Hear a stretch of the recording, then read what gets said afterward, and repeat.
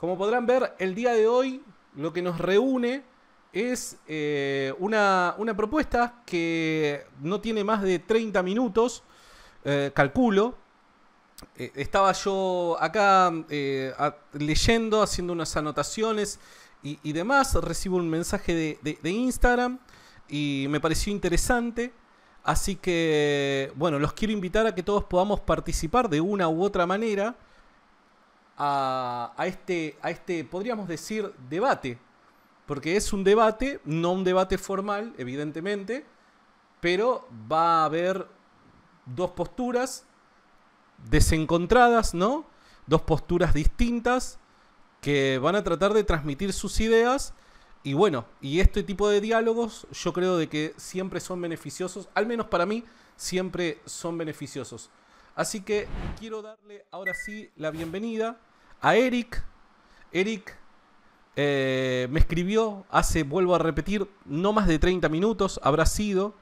Y es no sé si es fundador, administrador solamente, Eric, de Teología para Profanos. Ustedes pueden encontrar el espacio en Instagram, en YouTube, Teología para Profanos. ¿Cómo estás, Eric? ¿Qué más, Santiago? ¿Cómo va? ¿Todo bien? Sí, todo bien. Justamente estaba terminando de mi horario laboral.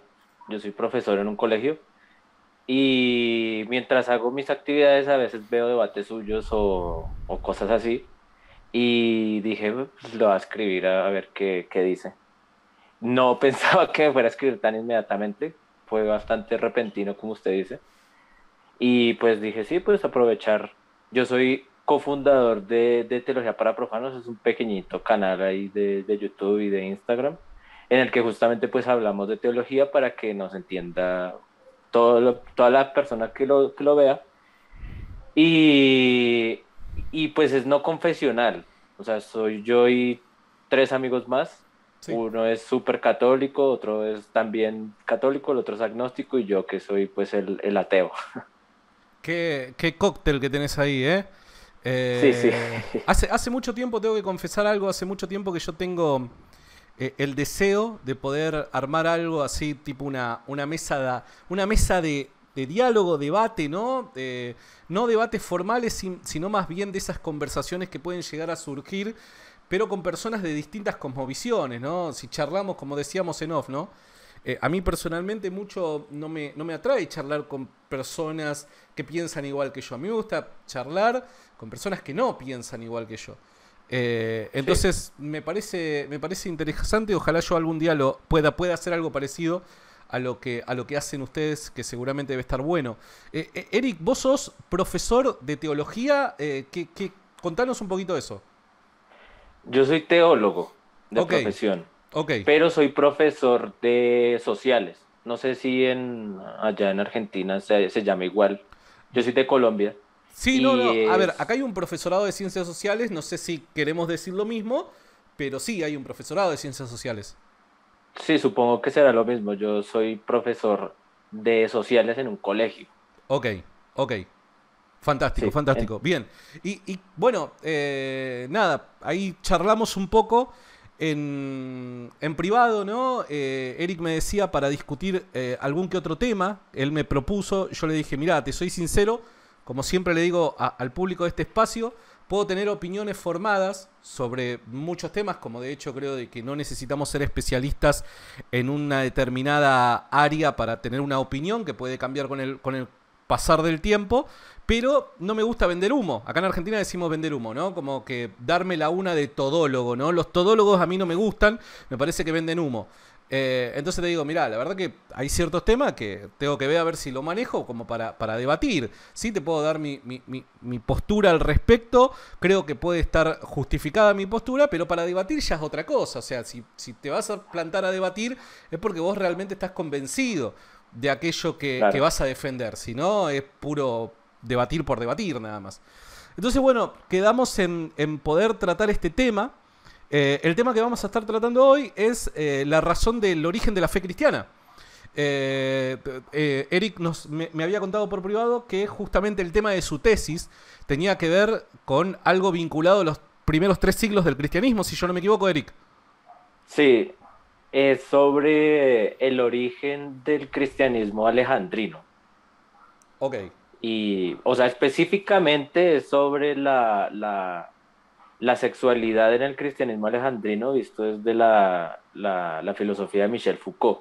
Ajá. Pero obviamente hago una parte en la que investigo fuertemente la iglesia de Alejandría Ah, y pues, o sea, figuras como Orígenes, Clemente, Dionisio, un obispo, y la conocida que escuela catequética y todo eso, pues lo analizo también. ok, ok, ok. Bien, buenísimo. Entonces, bueno, Ah, y evidente. los entre comillas gnósticos, ¿no? Que es un tema Claro. que me fascina. Está bien, es fantástico. A mí me cuesta todavía encontrar la forma de poder conectar a los maestros gnósticos con ciertas ideas que tenían en aquel entonces, principalmente en el siglo II. Te soy sincero, es una tarea difícil para mí. Se le cayó Se me ahí. cayó el celular. No importa, tranqui, tranqui, tranqui. Pero bueno, nada, va a salir de esto seguramente algo gratificante para, al menos para mí, y seguramente para el público que nos está viendo. A ver, yo intuyo, presumo que vamos a tener ciertos desacuerdos cuando demos la razón del por qué es que creemos que comenzó a existir la fe cristiana, podríamos llegar a decir, ¿no? Evidentemente vos si sos ateo vas a tener una postura contraria a la mía. Evidentemente también creo que al relacionarte con cristianos y vos ser teólogo sabrás que yo tengo una postura necesaria para todo cristiano, ¿no? Que se fundamenta básicamente en el ministerio de Jesús de Nazaret. Yo, yo no soy un ateo tipo Dawkins que es acérrimo y anticristiano y no, me parece que es una postura un poco infantil, Ajá. poco adolescente. Yo fui así. De hecho, yo fui cristiano. Mira. No sé si de pronto los conoce, yo fui adventista del séptimo día. Ah, mira, mira, mira, mira. Bueno, Yo Dios iba a capaz que ser, te quiere llevar a caminos mejores. yo iba a ser incluso pastor, Mira, pero pues bueno, diferentes tipos de cosas y lo que me hizo dejar de ser creyente fue precisamente la historia de las religiones. mira, mira qué interesante, che. Pe- pero en ese, y obviamente Nietzsche, ¿no? Porque pues Nietzsche. Pero eh, en cuanto a mi postura, yo o sea, no, yo creo que que hay que diferenciar entre la fe cristiana y la historia cristiana, aunque lastimosamente no se comunican tanto como deberían. ¿Sí me hago entender? Porque si la Entenderte fe, entiendo. No, no, a ver, no sé hasta qué punto te entiendo. Eh, ¿Cómo sería esto de diferenciar la fe de la historia cristiana? a principios del siglo XX hubo un problema en el que decían, bueno, el Jesús histórico, ok, y pues muchos dijeron, no, Jesús fue un maestro ético y hasta ahí. Ajá. O no, no, solo nos importa el mensaje ético de Jesús y la historia de él no nos importa, que es el inicio del debate del Jesús histórico y no sé qué. Pero en un punto, o sea, el cristianismo no podría tener una fe 100% histórica, Ajá. porque se quedaría sin nada. O sea, tendría que ser la cosa más minimalista del mundo, porque en sí no se sabe nada, desde el primer siglo se sabe muy, muy, muy, muy poco. Entonces decir, Ajá. no, tenemos la fe original de los cristianos, no. O sea, tendrían que quitar casi que toda la fe cristiana para poder decir, ah, nuestra fe es histórica. En ese sentido, Cuando decís fe cristiana, ¿qué querés decir? ¿Cómo definirías fe cristiana o fe? Para bueno, entender tu idea. desde la perspectiva actual se podría hacer el conjunto de dogmas o creencias, ¿no?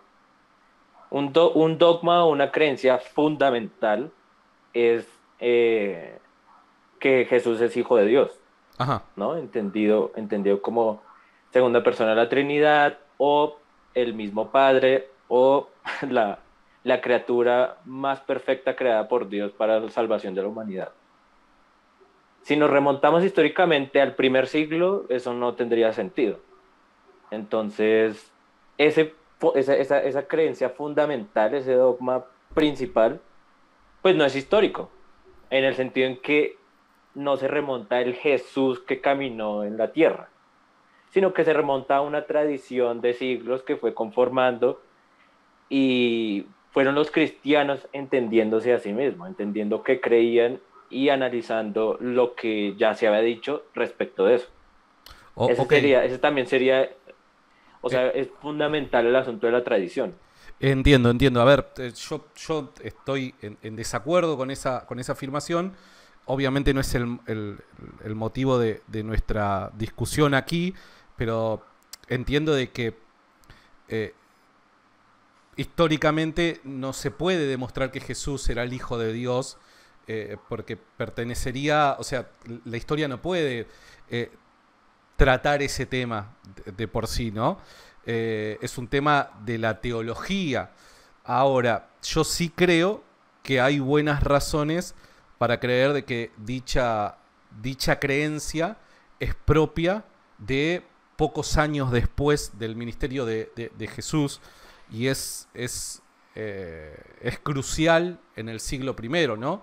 Pero más allá de eso, creo que vamos a estar de acuerdo si decimos que cuando hablamos de dogmas, cuando hablamos de la fe cristiana, ¿no? Tal y como vos lo definís, creo que la principal, el principal fundamento de todos los dogmas cristianos que con el pasar del tiempo fueron desarrollándose y oficializándose por medio de concilios, creo que el principal fundamento se encuentra en la resurrección de Jesucristo.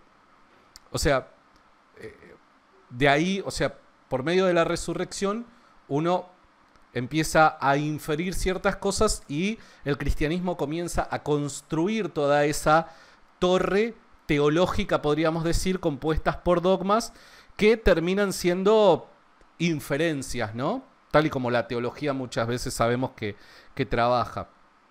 Entonces, digo, más allá de que me parece interesante el punto que acabas de mencionar y que yo podría decir que estoy en desacuerdo y que en otro momento tranquilamente lo podríamos charlar, digo, ¿crees que la resurrección de Jesús es el principal fundamento, tal y como digo yo, de la fe cristiana y que por medio de ella se empieza a construir todo lo demás? Yo, depende.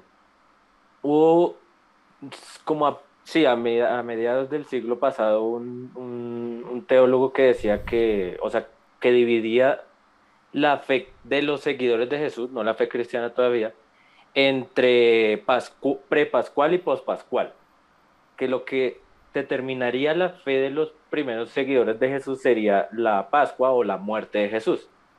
Entonces yo creo que no es tanto el, el, el fundamento, y con esto que va a decir va a ser interesante su respuesta, el fundamento de la fe cristiana o de los seguidores de Jesús en el amplísimo espectro no sería la muerte ni siquiera la resurrección de Jesús, sino el papel de Jesús.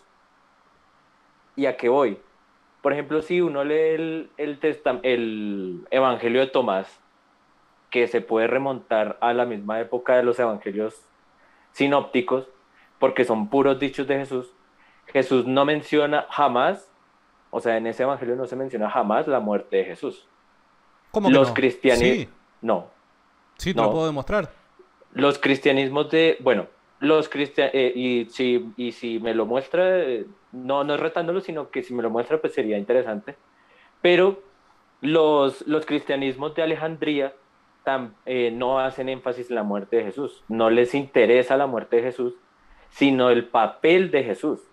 Los llamados gnósticos, que es una categoría errónea, hablan es de Jesús como un maestro. E incluso los gnósticos setianos, que son los que yo he estudiado, que son los de Alejandría, ellos hablan que Jesús era una persona muy devota, que Dios lo vio, o el sobrepadre o protopadre, lo vio y dijo, esta persona es buena, entonces entró en él. Y a partir de él llevó la salvación a muchas personas, pero no en cuanto a su muerte vicaria, sino a su enseñanza. Entiendo. Y Jesús, o sea, si nos remontamos a lo que es más probable que haya dicho y hecho Jesús, Jesús en realidad nunca anunció su muerte, sino que él decía, o sea, él sabía que como profeta que era lo podían matar, como todos los profetas, pero Ok. él en ningún momento dijo, bueno, yo tengo que morir, y lo que los textos dicen que él anunció su muerte y que va a resucitar, eso no, o sea, eso no es históricamente fiable, no es posterior. Ok, ok. Entonces yo diría que el fundamento de la fe en Jesús, que posteriormente se llamaría cristiana o de otro tipo, no sería la muerte ni la resurrección de Jesús, sino el papel de Jesús, el Entiendo. protagonismo de Jesús en la acción de Dios, sea el reino, sea la salvación, sea la vuelta al pleroma, etcétera, etcétera. Bueno, yo estaría de acuerdo con vos en que evidentemente el papel de Jesús para el cristianismo primitivo es increíblemente relevante, ¿no? Pero es relevante justamente por el hecho de la resurrección. El hecho de la resurrección es lo que vuelve relevante el papel de Jesús, ¿no?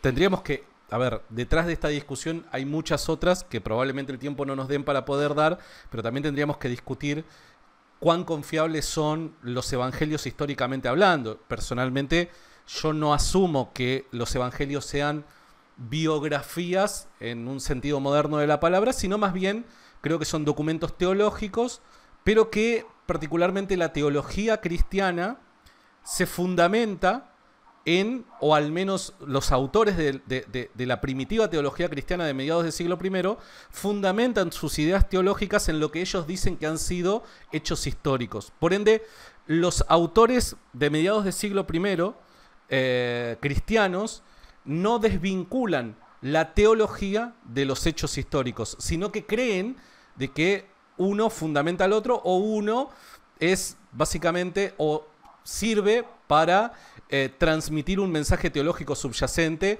porque hay una metahistoria detrás de la historia, ¿no? Bueno, Ahora, es que en esa época es imposible esa distinción, porque todo sucedía, y más para judíos, todo sucedía por voluntad de Dios, o sea, incluso la dominación de Roma era porque no, Dios no, estaba evidentemente enojado, etcétera. hago esa aclaración simplemente porque hay veces, no lo digo por vos, veo de que al menos desde mi punto de vista, te veo una persona que parece ser objetiva.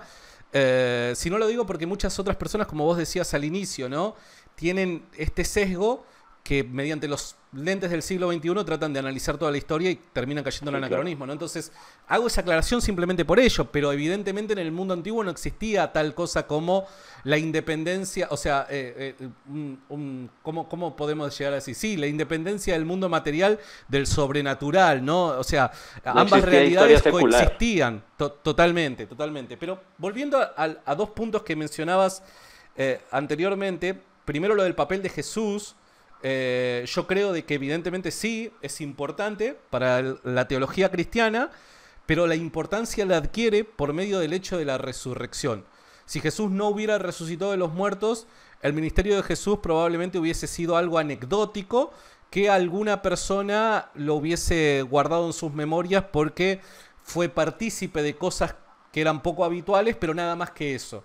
Ahora, lo que hace trascendente al ministerio de Jesús y que se vuelva tan popular en tan poco tiempo y que tantas personas lo dejen todo por sus creencias, es justamente el hecho de la resurrección y luego voy a tratar de enfatizar el por qué, ¿no? Pero vos Pero mencionabas... Sí, el último punto y ya con este te dejo. Vos mencionabas de que, por dar un ejemplo, traías a colación el Evangelio de Tomás. Me parece que es la única fuente que podría llegar a mencionar que puede de alguna manera o que algunos utilizan de alguna manera para mostrar otra versión de Jesucristo y que a su vez dicha versión sea una versión fundamentada en un documento antiguo, ¿no? Cercano a los hechos. Creo que es la única a sí, la que se puede apelar para esta otra versión, entre comillas. Lo llamativo de sí. todo esto es que vos me decís, bueno, en el documento de Tomás no se afirma ni la muerte ni la resurrección de Jesús. Yo estoy de acuerdo con vos porque el documento de Tomás no es una narrativa histórica, sino más bien es una colección de elogias de Jesús. No estoy de acuerdo con la datación que le das, pero supongamos que fuese así, no importa. Lo que sí yo te diría es No que la, Jesús... que pena lo interrumpo, no, no me refiero a que el texto que nosotros recibimos haya sido redactado en la misma época del siglo primero, sino que las tradiciones son antiguas, tanto como las tradiciones de las cuales se crean los evangelios. Claro, por O el sea, son formato propio paralelos. del documento. Exacto, sí, sí. O sea, a eso Ahora, me refiero. sí, sí, sí. Ahora lo que yo te diría es, Jesús en el Evangelio de Tomás anuncia su muerte. Oh, Él, correcto, sí. bueno, recién Lo, vos me tiene dijiste ahí de que no. el... No, o sea, le estoy diciendo que, y yo le dije que si sí lo tiene, sería Ah, error mío. ok, ok, perdóname, te malinterpreté. Anuncia su muerte en el Evangelio de Tomás. Por dar un ejemplo, en el Evangelio de Tomás aparece como logia la parábola de los labradores malvados. Ah, ok, ok. Y en la parábola de los labradores malvados, él, Jesús, se presenta como el hijo del dueño del campo, a quienes Sí, los trabajadores van a matar. Por ende, Jesús predice su muerte hasta en el Evangelio de Tomás. Entonces, fíjate acá qué interesante que es.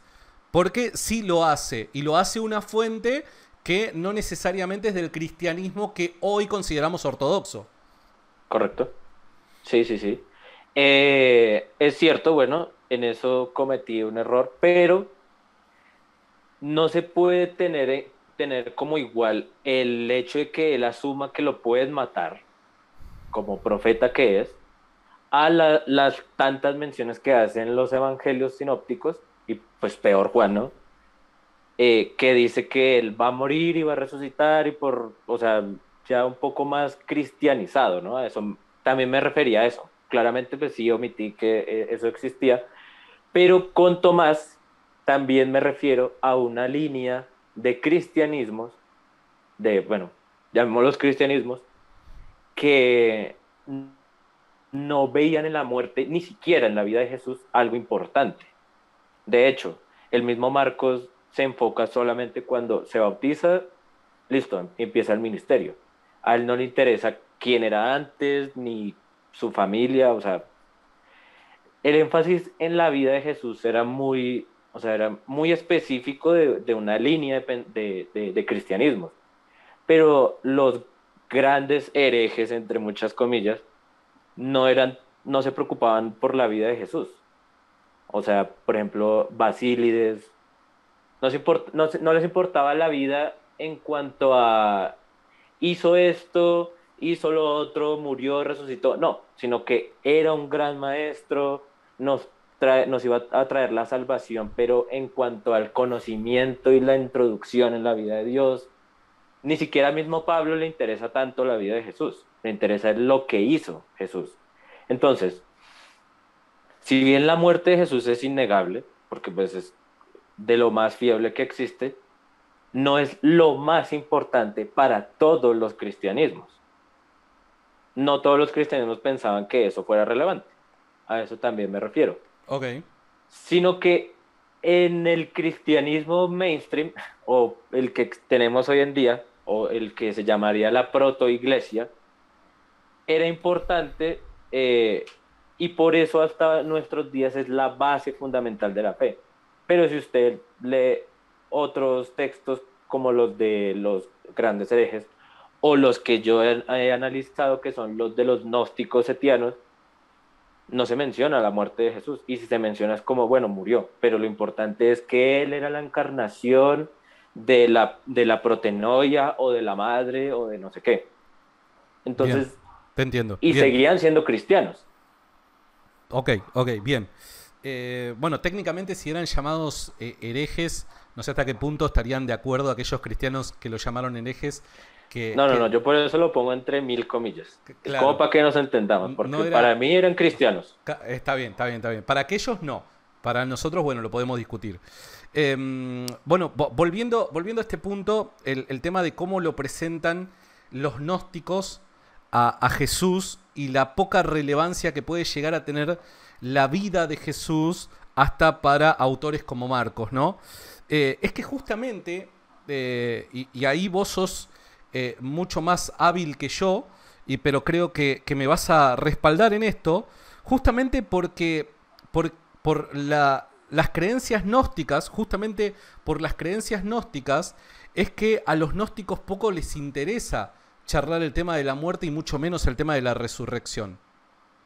O sea, para la creencia gnóstica, el tema de la resurrección es, podría decir, hasta va en contra de la corriente de pensamiento que ellos abrazaban. Entonces, por eso es que no tenía algún tipo de relevancia para estos si es que tal hecho ocurrió o no. De hecho, parecería ver en fuentes antiguas de siglo I y principios del siglo II que algunas sectas de los gnósticos parecen haber afirmado de que Jesús en realidad no había resucitado, tal y como ocurre con los docetas, hasta que había sufrido en apariencia. Pero es propio de las ideas que ellos abrazaban, por eso es que tal idea de la resurrección sería impropio para su cosmovisión, por eso es que no hacen hincapié en ello.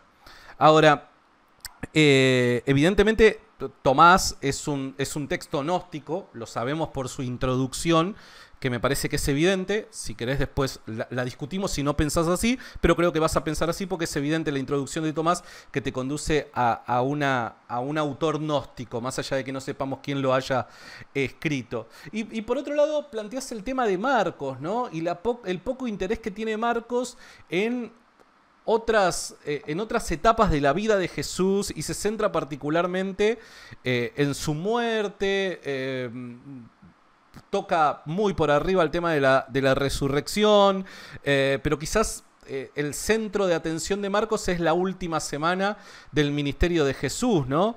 Y es que yo estoy de acuerdo con eso, pese a que en los otros sinópticos no es tan así, sino que son más amplios en cuanto a la narrativa, pero estoy de acuerdo con eso, y justamente estoy de acuerdo por lo que te dije al principio, que estos documentos no tienen que ser vistos como biografías, sino más bien tienen que ser vistos como documentos teológicos. Entonces, fíjate qué interesante, porque este punto reafirma mi postura, dado que a Marcos, por dar un ejemplo, que se considera, no sé cuál es tu postura, pero se considera que hoy por hoy, ¿no? Se considera que es el evangelio más antiguo que podemos llegar a tener, el primero en haber sido escrito. Le interesa principalmente el caso de su muerte y de su resurrección. Es porque dicho documento teológico encuentra en ese, vamos a decirlo de esta manera, supuesto hecho histórico, el principal fundamento de toda su teología. Es por eso que se centra en ello y no le interesa a Marcos particularmente otras etapas de la vida de Jesús. Porque lo que hay que demostrar de alguna manera, hay que comunicar, es aquello que va a proporcionar la base sólida para comenzar a construir toda esta teología cristiana que estaba comenzando a presentarse en el resto del mundo conocido. Es por eso que se hace tanto hincapié en ello. Es más, vos decís el caso de Pablo, y es cierto, en Pablo no encontramos mucho dato histórico, pero el poco dato histórico que encontramos, lo encontramos con el objetivo de fundamentar ideas teológicas. Por dar un ejemplo, Pablo afirma de que es descendiente de David, que es del linaje de Judá, que nació de una virgen, que murió y que resucitó, que celebró una última cena. Él no dice que nació de una virgen. ¿Cómo? Él no dice que nació de una virgen, que nació de una mujer. Pero ok, podría chequear eso. Estoy casi seguro que dice que nació una virgen, pero lo chequeo ya mismo a eso. Pero más allá de eso, supongamos que no lo haya dicho, aunque ahora lo voy a chequear. Pero supongamos, más allá de eso, vos fijate que todos estos ingredientes históricos que nos arroja Pablo tienen como último objetivo fundamentar sus ideas teológicas, y en todas ellas aparecen tanto la muerte de Jesucristo como la resurrección. Entonces, bueno, nada, esa sería mi respuesta. Yo creo que hay que distinguir dos cosas, y la primera es que yo no intento decir si la fe cristiana actual más conocida tiene o no valor histórico, ni si es la misma que creían en el principio los primeros cristianos.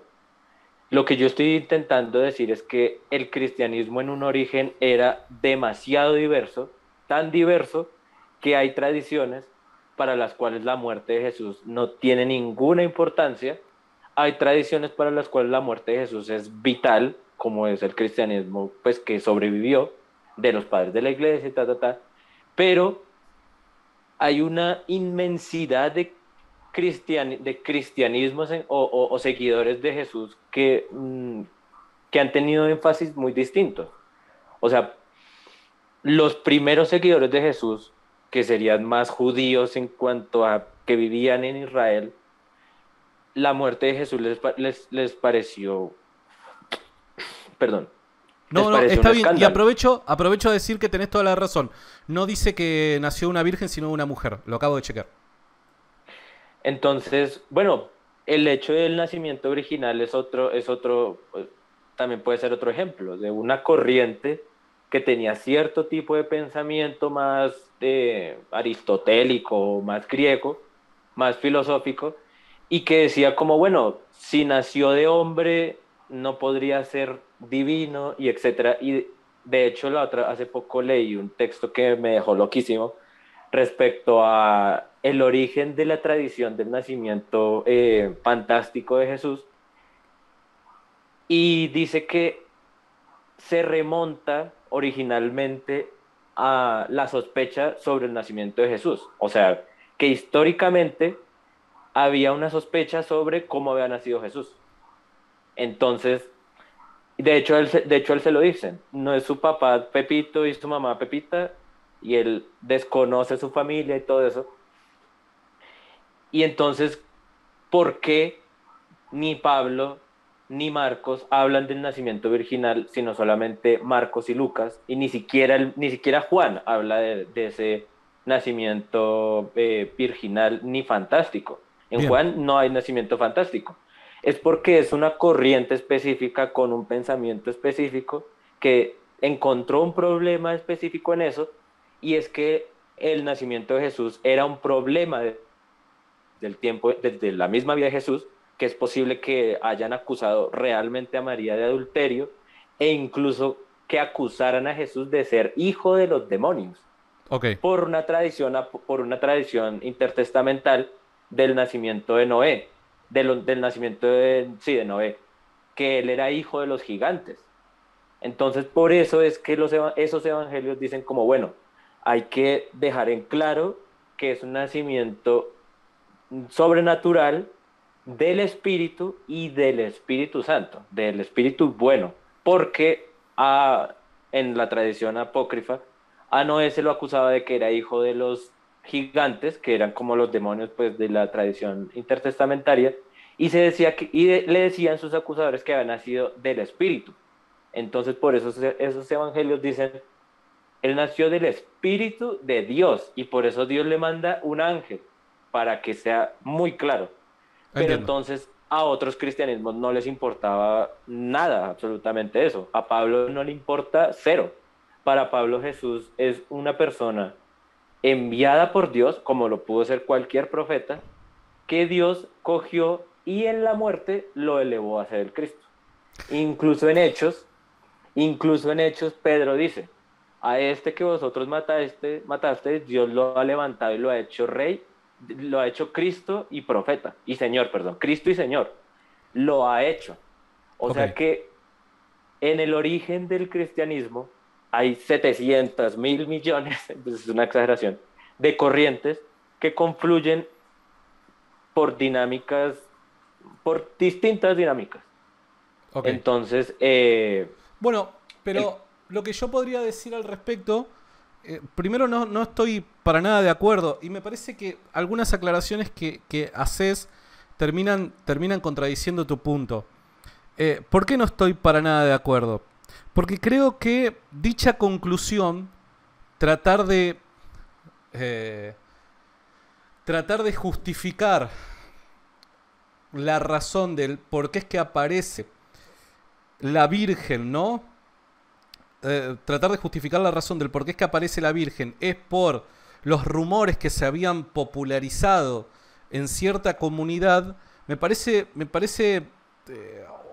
que no coinciden con los No en textos que cierta tenemos. comunidad, sino en la vida, o sea, Bueno, sí, no, Jesús en vida lo... con más razón todavía. Te doy un ejemplo, ¿no? Vos me decís, bueno, Juan no toca el tema de la virginidad. Y fíjate qué interesante que es, porque si diferentes comunidades cristianas, al percatarse de este problema, se ven en la necesidad de proveer una respuesta para salvaguardar la imagen, ya sea de Jesús o de María, por los rumores que se esparcieron, fíjate qué interesante que es, porque Juan tendría que haberse visto en la misma obligación. Porque te digo, Juan no dice nada, tal y como vos decís, acerca del nacimiento virginal. Pero Juan, en el Evangelio de Juan, deja registrado el altercado de los rumores que se corrían acerca de quién era el padre de Jesús, ¿no? En un momento los judíos le dicen, nosotros no hemos nacido de fornicación, como dando a entender que Jesús sí había nacido producto de la fornicación de su madre, ¿no? Entonces, ¿quién más que Juan en los evangelios se vería motivado a, en su propio documento, incluir una respuesta histórica para resolver este conflicto que alcanzaba a la comunidad juanina? Y mismo así no lo hace. ¿Por qué? ¿No Vuelvo lo a hace? repetir. Y el prólogo. O Sí, sea, no, bueno, como más que el mismísimo prólogo. O no, sea, perdóname, pero Lucas y... en el prólogo de lo que se habla es de la naturaleza divina del Hijo. No se habla de la concepción virginal. No, me refiero a que el prólogo de Juan, Y eh, para permitime cerrar la idea con otro punto. Y ahí te escucho lo del prólogo. Pero te vuelvo a repetir, me parece que en este caso no tiene sentido apelar a ello. Y por otro lado, reducir la discusión de el por qué incluyen Mateo y Lucas el caso del nacimiento de Jesús a esa explicación que das me parece un tanto básica, porque vuelvo a repetir, los evangelios son documentos teológicos, por ende es por una cuestión cristológica la cual incluyen esta narrativa. Dado que Jesús es Dios, requieren proveer una explicación de cómo es que ha venido Jesús al mundo, y particularmente en el caso de Mateo por una cuestión apologética, sabiendo que los destinatarios de este documento muy probablemente hayan sido israelitas. Entonces es por eso que vemos que en Mateo principalmente se utilizan profecías del Antiguo Testamento, y Mateo afirma que el cumplimiento de dichas profecías se encuentra en la vida de Jesús, ¿no? Vemos constantemente de que en los documentos llamados evangelios hay razones teológicas y apologéticas, no del estilo del que vos presentás. Por ende, te vuelvo a repetir, creo que es evidente que, fundamentándose en la creencia de la resurrección, el cristianismo comienza a inferir su teología. Y en un punto, en esa reflexión teológica, en un punto llega a la naturaleza de Cristo, a discutir la cristología. Por ende, se ven en la obligación de discutir su procedencia a este mundo, cómo es que Dios ha encarnado. Y es por eso que Mateo y Lucas incluyen esta narrativa. No por una cuestión de algún rumor que se ha esparcido. Porque si no, te vuelvo a repetir, Juan tendría que haberse visto en la misma obligación y haber provisto una historia, habernos contado acerca de la concepción virginal, y no lo hace. No, yo no me refería a que fuera esa la única razón. Sí era una razón de peso. Claramente detrás de las redacciones de los evangelios hay puras intenciones cristológicas, eso está más que claro. Por eso incluso Mateo y Lucas hablan muy poco de la infancia. Y por ejemplo, en Lucas la intención siempre es como enfatizar el lugar de Jesús como el Hijo de Dios. Habría que ver cómo entiende ese Hijo de Dios. Y en Hechos, que no se puede separar de Lucas, la intención era ver cómo Jesús seguía actuando para establecer la iglesia ahora que Jesús estaba a la diestra del Padre. Entonces sí, claramente la intención siempre es cristológica. Juan no responde de esa manera porque, bueno, no tengo ni idea, porque pues no se sabe por qué escribió X o Y cosa, pero cómo solventa ese hueco, si es que era la intención real de solventar ese agujero, pues el prólogo. O sea, el prólogo de Juan es la cosa más cristológica que hay en toda la Biblia. Juan intenta decir, bueno, este Señor Jesús del que vamos a hablar resulta que no era cualquier ser humano, sino que era el mismísimo Logos de Dios. ¿Y cómo es que se manifiesta la divinidad de ese Jesús? En la muerte. Porque Jesús dice, yo soy levantado y en ese momento el Padre me va a glorificar. Es en la muerte de Jesús, y en esto le estoy dando más soporte a su argumento, y ya le voy a decir por qué. Porque en Juan la muerte de Jesús es el momento más glorioso. No es ni siquiera la resurrección, es la muerte. Porque Jesús dice, el Hijo del Hombre será levantado como la serpiente en el desierto y ahí será glorificado. Cuando habla cuando los griegos van a hablar con él. Y que Dios le dice, o sea, dice que escucha él y algunos pocos la voz de Dios y dice, soy glorificado y me he sido glorificado en ti. Entonces en Juan es la muerte de Jesús, la glorificación. En Marcos inicia Dios diciendo, este es mi Hijo amado, y termina con el centurión diciendo, verdaderamente este es el Hijo de Dios.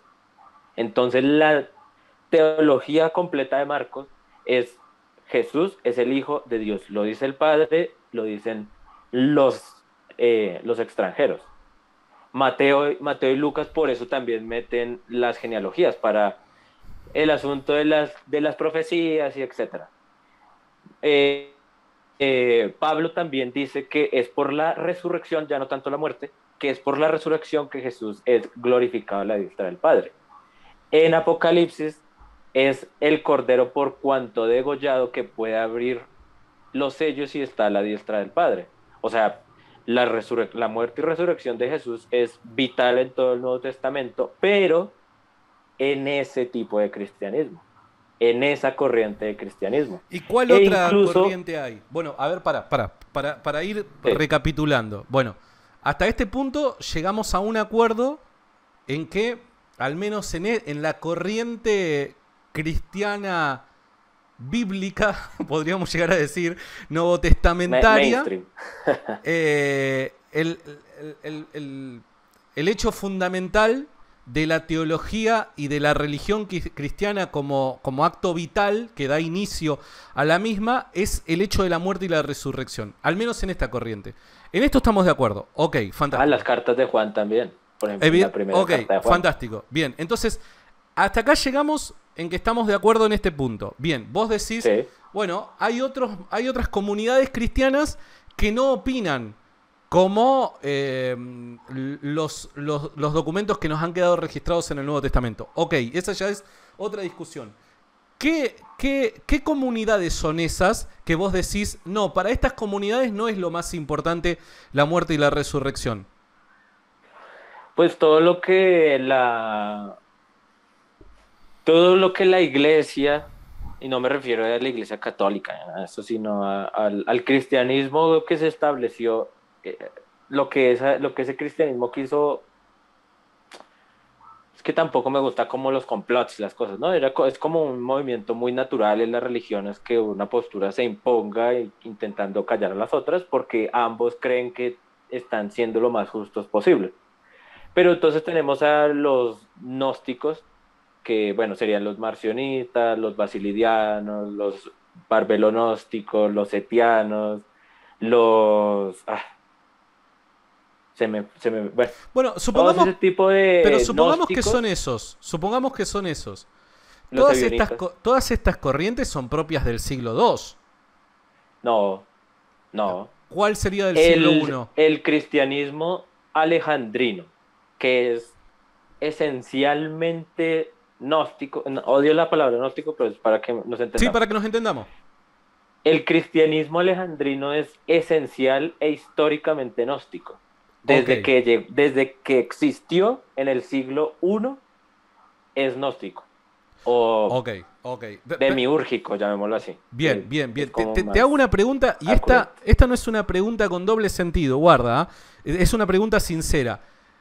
¿Qué documentos del siglo primero o referentes a la vida del cristianismo en el siglo primero tenés que sostenga esta idea que tenés acerca del cristianismo alejandrino? Uf, es bastante poca en Yo general, o personalmente sea, te digo, la existencia incluso. capaz que vos en esto la tenés más clara que yo. Yo para mí es nula, ¿ah? No encuentro un No, solo documento que justifique dicha postura.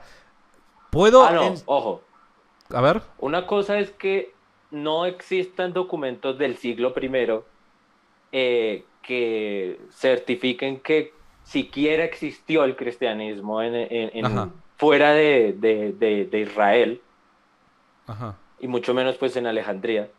Pero otra cosa es que no haya fundamento para creer que el cristianismo el, perdón, que el primer cristianismo alejandrino fuera de ese tipo.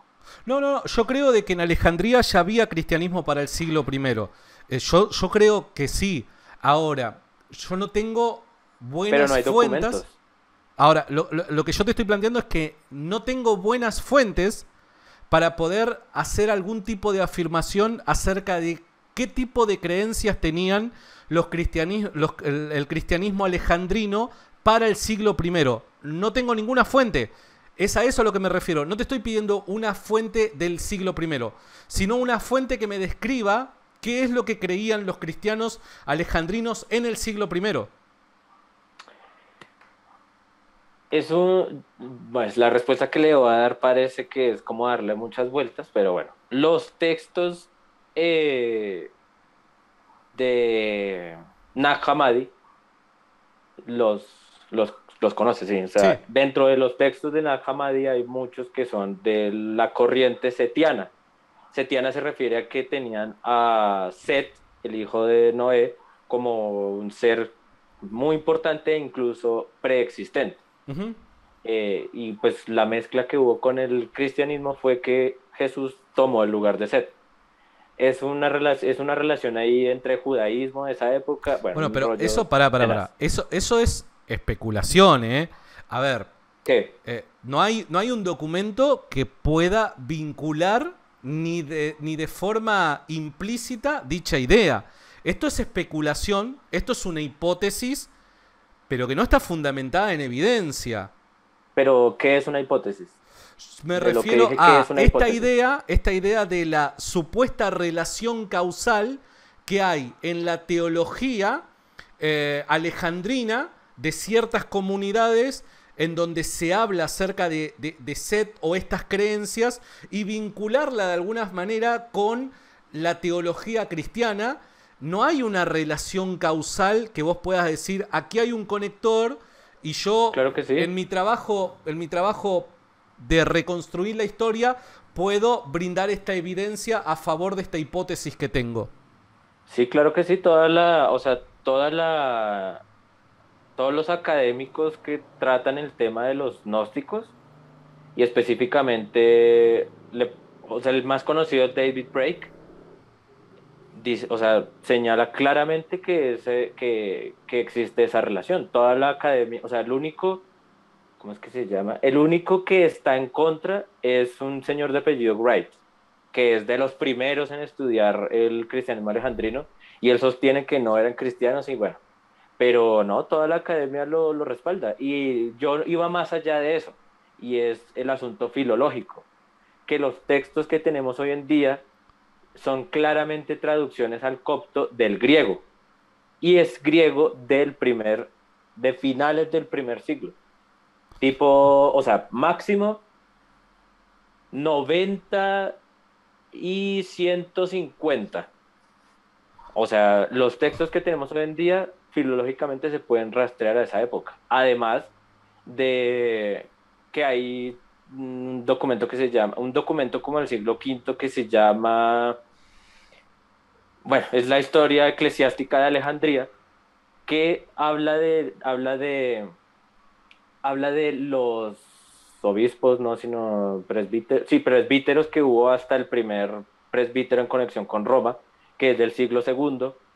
Eh, Hay evidencia papirológica, no que sean esos textos, sino que hablan de justamente cristianos. Incluso también hay un autor que propone la hipótesis de que el cristianismo se expandió en Egipto desde, no desde Alejandría, sino desde los pueblos. También la conexión que hay entre la teología alejandrina con la de Palestina, no, sino más abajo, Antioquía, que es justamente en Hechos, Pablo, no, Pablo mismo dice que él, cuando se convirtió al cristianismo, fue a, este lugar, a un lugar en Antioquía a estudiar el cristianismo como tal. Y ahí fue que aprendió y de esa escuela, de ese lugar, fue que él generó su teología cristiana. Entonces, de ese lugar está muy conectada con el cristianismo alejandrino, no solamente por asuntos de teología, sino por asuntos filológicos. Y más importante, para mí, bueno, más importante que lo filológico, muy, muy difícil. Pero para mí algo que es muy importante es que los textos gnósticos o setianos hacen un ejercicio teológico de los nombres, o sea, empiezan a generar nombres que son tomados del Antiguo Testamento y los tuercen para ponerle nombre a los demonios. El más importante es Yaldabaoth, que viene claramente de Yahvé y Sebaoth. Y ese ejercicio lo hacían mucho los judíos de Alejandría. Alejandría está absolutamente conectada con Palestina y con Antioquía, entonces, si bien no existe un documento que diga siglo primero, pues que también es muy difícil, ¿no? Porque pues, los cristianos eran cinco pepitos. No sé si me entiendes esa expresión. Ah, Cinco fulanos en una ciudad tan gigante. Pues tan ah, gigante no, pero en una ciudad tan grande eran cinco fulanos. Entonces no existe un documento. Hoy fundamos la iglesia cristiana en Alejandría, no, pero sí hay muchísima evidencia, o sea, el mismo tipo de evidencia con el que se argumenta que Jesús hizo X o Y. entiendo, entiendo. A ver, Existe el medio como mismo que... tipo existe el mismo tipo de evidencia para creer que, que el primer cristianismo de Alejandría era hereje y que muy posteriormente llegó el cristianismo romano y con sus obispos y sus cosas. Ok, bien, buenísimo. A ver, voy a tratar de agarrar aquellos puntos más importantes que al menos recuerde de todo lo último que dijiste, ¿no? En principio, vuelvo a repetir, me parece que evidentemente esto es una discusión espontánea, tendría que ver a qué autores es que estás citando que afirman esta relación causal que decís que hay, ¿no? Yo sostengo que Si no quiere la le hay. paso mi tesis. Está bien, está bien, está bien, está bien. Yo sostengo que no la hay, no hay dicha relación causal que pueda llegar a ser demostrada a nivel histórico, ¿no? Eh, Deténgase ahí un segundo porque después se nos va. O sea, lo que usted está queriendo decir es que el primer cristianismo es similar o igual al del cristianismo del cual salió la Biblia. O sea, creían lo mismo. ¿A qué te referís con el cristianismo del cual salió la Biblia? Que hace énfasis en la muerte, vida, pasión de Jesús, Sí, que cree que Jesús es hijo de sí, Dios, nacido sí. virginal. ¿Y por qué? Porque creo que las mejores fuentes que tenemos al respecto afirman eso. ¿Y cuáles son? Las novotestamentarias. En el Nuevo Testamento hablan de Alejandría, de cómo llegó el cristianismo a Alejandría, que Que no se ha recuerde hecho, ahora, porque no. entonces, ¿cómo lo puede afirmar? De ¿Cómo hecho, puedo, pero cómo puedo afirmar qué? ¿cómo puede afirmar que los cristianos de Alejandría tenían la misma fe de? No, no, los no, no, no, evangelios, no, no, llamémoslo yo así. no dije los cristianos de Alejandría. Perdón si me perdí ahí en un momento en esto último que me estás diciendo. Yo lo que estoy diciendo es que los cristianos más antiguos tenían esta fe bíblica, por así decirlo, según lo que vos me acabas de definir, esto que de quienes nos han dado la Biblia, no, no sé cómo lo expusiste, ¿no? Yo creo que los primeros cristianos sostenían todo este tipo de ideas. ¿Por qué lo, Bueno, por- intentemos entonces hablar de los primeros cristianos que creían. Ok, pero para, porque me quiero quedar con todas esas cosas que nos dijiste de Alejandría, ¿no? Vuelvo a repetir, creo que no existe conexión causal, debería evidentemente leer tu tesis y estos autores que estás citando, pero también yo podría hacer mención a otros autores académicos que afirman que dicha relación causal no existe. ¿Está bien? Por otro lado, al pasar vos dijiste de que dicho origen lo podemos remontar hasta finales del siglo I, si yo no me equivoco. Esas fueron las palabras que vos utilizaste. Sí. Es llamativo porque si estamos hablando de finales del siglo I, probablemente ya para ese entonces haya transcurrido 60 años de cristianismo. Por ende, ya corrió bastante agua debajo del puente, ¿no? Y evidentemente nosotros también afirmamos de que los gnósticos salen del cristianismo abrazando otro tipo de ideas filosóficas de origen griego, salen del cristianismo y justamente su origen es para la segunda mitad del primer siglo en adelante, probablemente la década del 70, quizás con más fuerza 80 en adelante, ¿no? Entonces en eso estaríamos completamente de acuerdo, pero ya para ese entonces la iglesia sabía muy bien en qué es lo que creía. Quizás no tenía, no tenía Uf, fórmulas definidas con la suficiente profundidad que luego vamos a ver en los diferentes concilios que se dan a través del tiempo, ¿no? Pero o sea, usted evidentemente para el acaba de decir tiempo, que con esto cierro nada más, evidentemente para el tiempo en el que surge el gnosticismo, ya la iglesia tenía muy bien, muy en claro en qué es lo que creía y podríamos decir que esta iglesia lo que creía es lo mismo que creía la iglesia que discute el tema del canon bíblico. cuál es la iglesia que discute el canon bíblico? Estoy hablando en cuestiones temporales, ¿eh? Estoy hablando simplemente en cuestiones temporales porque no podemos Pero ¿en presumir qué época? de que había una institución formalizada, ¿no? La institución la podemos llegar a ver en la presencia de los obispos y la conexión que había entre ellos y Roma, evidentemente hasta el siglo IV, dicha conexión la podemos encontrar, pero no había una institución visible más allá o por fuera de ello. Me refiero más que nada a esta iglesia, me refiero en cuestión de tiempo. Ya la iglesia a mediados del siglo I creía exactamente lo mismo que la iglesia en el siglo IV, cuando se dejan en claro todas estas cuestiones, tanto cristológicas, teológicas, Los como también del canon. primeros, los primeros apologistas no creían en el Espíritu Santo. ¿Cómo no creían en el Espíritu Santo? No, Justino Mártir, por dar un ejemplo, creía en el Espíritu Santo. o sea, los primeros apologetas, refiriéndonos pues a incluso a Tasiano, que es un, no Tasiano, De Tasiano estamos hablando, sí, a ver, Tasiano, discípulo de Justino Mártir, que luego se nos fue por la tangente, ¿no? Se nos fue por el camino herético luego de la muerte de Justino Mártir. Y fíjate qué interesante porque se descarrila después de la muerte de su maestro. Eso sería posterior. estoy buscando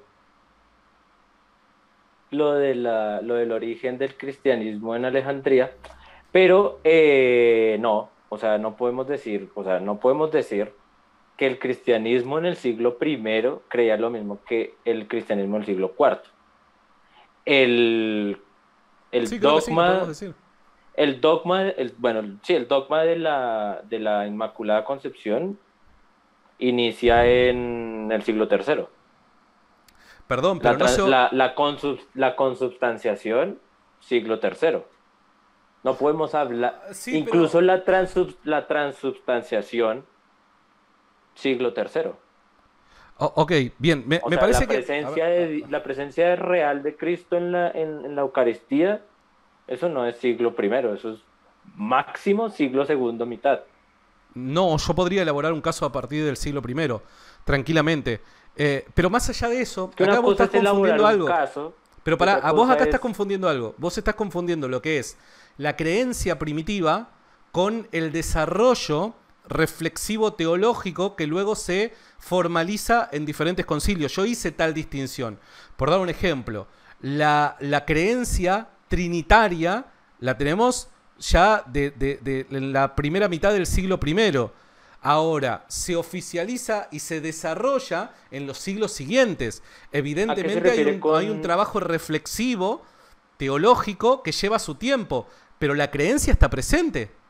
a qué se refiere con Trinidad en el siglo primero? Porque, por ejemplo, los gnósticos hablaban de una Trinidad, pero pues no es la misma.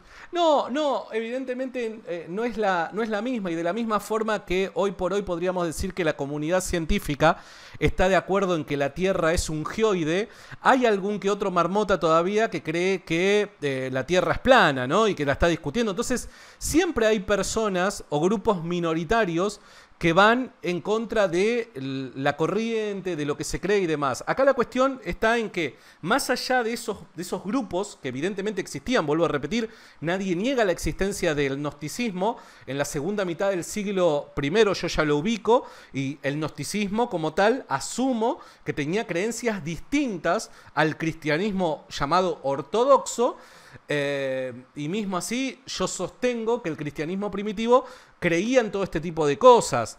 Entonces, habían comunidades que se corrían por la tangente, evidentemente es parte de la evolución comunitaria y sus ideas, pero Pero lo que ¿por se qué, sostuvo... pero por qué usted dice que no creer en la Trinidad es irse por la tangente si ningún evangelio habla de la Trinidad? ¿Y por qué Ni el necesariamente mismo, tienen que ni ser los Jesús evangelios? habla, ni Pero por... Jesús creía en la Trinidad. O sea, pe- usted en la Biblia no me puede mostrar la Trinidad. sí que te la puedo mostrar. Primero, el estándar que vos estás poniendo me parece que es arbitrario. ¿Por qué No, porque usted necesariamente... está diciendo que la iglesia del primer siglo creía lo mismo que la cuarta. Y Sí, que el gen de, y que, o sea, que la bueno, no, pero pará. semilla, Vos lo que me estás exigiendo y poniendo o sea, elevando la vara desde mi punto de vista de manera arbitraria, es que los evangelios tienen que nombrar la Trinidad para que mi postura sea verdadera. No, en absoluto. Para nada. Yo no requiero que los evangelios nombren o citen la Trinidad para que mi postura sea justificada. Más allá de eso, en los evangelios aparece la Trinidad, evidentemente. Vuelvo a repetir, no de forma, no desarrollada a través del proceso reflexivo que viene con el pasar del tiempo, pero la mención de la Trinidad aparece, por dar un ejemplo, en el bautismo de Jesús, en el Evangelio según Mateo. Aparecen tres personas distintas, pero que los tres son Dios, Padre, Hijo y Espíritu Santo, relacionándose en un mismo hecho histórico. Entonces, en el bautismo, de Jesús, los tres ¿sí? son Dios. ¿Sí? ¿En qué momento se dice eso? Jesús está siendo bautizado, el Padre dice, este es mi Hijo en quien me he complacido, y el Espíritu Santo viene en forma de paloma. ¿Y? La idea trinitaria está en el evento histórico. Ahora, no la vas O a encontrar... sea, piense que estamos en el siglo, piense que estamos en el año 90 y Ajá, estamos leyendo Marcos. ¿En ajá. qué momento veo yo ahí que hay Trinidad? Bueno, dos ¿O cosas. por qué debería inferir que que Jesús es Dios y que el Espíritu Santo es Dios? Con ese texto. Ok, Y bien. no con, y no con, y no con el nacimiento, la unción de Noé, de Ok, Enoch. Enoch te fue respondo. subido al cielo. Te respondo, porque el cristiano no solamente se fundamentaba sus ideas en el Evangelio según Marcos, Eric. O sea, no hay ningún cristiano a lo largo de la historia que fundamente sus ideas, a no ser que sean heréticos, que fundamente sus ideas en tan solo un documento que consideraban que era inspirado. O sea, había Es una que usted está multiplicidad de No, documentos. no. ¿Cómo que no? Habían una multiplicidad de documentos que aún eran más antiguos que los propios evangelios. Usted sabe cómo era de difícil el conseguir, tener y transportar y distribuir un documento en esa época, Sí. y tener en cuenta que las comunidades cristianas, bueno, no todas, pero eran gente humilde. ¿Usted cree que iban a tener, primero, el evangelio completo? Eso ya es muy optimista. Pe- pre- Segundo, más de un evangelio. Eso es ya imposible. O sea, y tercero, que solo tuvieran los evangelios que son llamados canónicos.